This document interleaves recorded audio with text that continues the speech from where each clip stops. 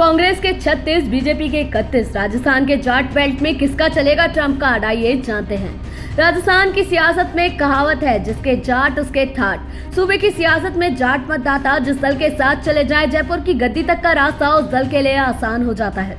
सूबे की 199 विधानसभा सीटों के लिए 25 नवंबर को मतदान होना है और मतदान से पहले सूबे की सियासत के केंद्र एक बार फिर जाट वोटर बन गए हैं। सत्ताधारी कांग्रेस हो या विपक्षी भारतीय जनता पार्टी यानी बीजेपी, दोनों ही दलों का जोर जाट मतदाताओं को अपने पाले में करने पर है। कांग्रेस ने 200 में से 36 सीटों पर जाट नेताओं को चुनावी मैदान में उतारा है, तो वहीं बीजेपी ने भी 31 सीटों पर जाट कार्ड चला है। उम्मीदवारी में जाट कार्ड के बाद अब दोनों दलों के बीच जाट वोट की लड़ाई चुनाव प्रचार में भी साफ नजर आ रही है। कांग्रेस ने जाट महासभा की जातिगत जनगणना वाली मांग को चुनाव घोषणा पत्र में शामिल किया है। पार्टी जितनी संख्या भारी उसकी उतनी हिस्सेदारी के नारे को भी बुलंद करती दिख रही है।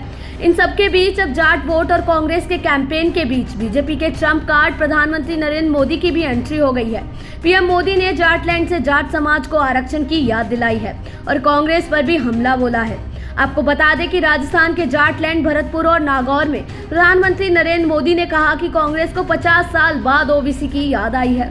जाट को ओबीसी आरक्षण के दायरे में लाने का काम भी बीजेपी सरकार ने किया। आपको बता दें कि 2013 और 2018 के विधानसभा चुनाव में पूर्व मुख्यमंत्री वसुंधरा राजे भी खुद को जाटों की बहू बताते हुए वोट मांग चुकी हैं। अब पीएम मोदी का जाट कार्ड संकेत क्या है, आइए जानते हैं।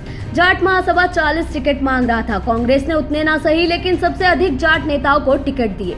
पार्टी ने महासभा की जातिगत जनगणना वाला भी मुद्दा बना लिया है।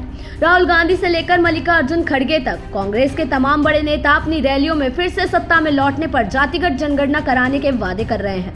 अब इस सीन में राष्ट्रीय लोक दल यानी आरएलडी की भी एंट्री हो गई है। आरएलडी प्रमुख जयंत चौधरी ने भरतपुर से पार्टी के उम्मीदवार के समर्थन में चुनावी रैली की, जिसमें सीएम गहलोत भी थे। आपको बता दें कि आरएलडी का कांग्रेस से गठबंधन है और आरएलडी ने फिर से गहलोत सरकार का नारा भी दे दिया है। वहीं पीएम मोदी के जाट कार्ड के पीछे एक वजह ये भी बताई जा रही है कि अब की बार हनुमान बेनीवाल की पार्टी अलग ताल ठोक रही है, जो 2019 के लोकसभा चुनाव में बीजेपी के साथ थी। आरएलडी के भी चुनाव मैदान में होने की वजह से ये भी कहा जा रहा है कि अशोक गहलोत की सरकार से नाराज जाट वोट बीजेपी और आरएलडी में बढ़ सकता है और अगर ऐसा हुआ तो बीजेपी को नुकसान हो सकता है। ऐसे में देखने वाली बात है कि राजस्थान के जाटों पर आखिर किसका चलेगा जादू।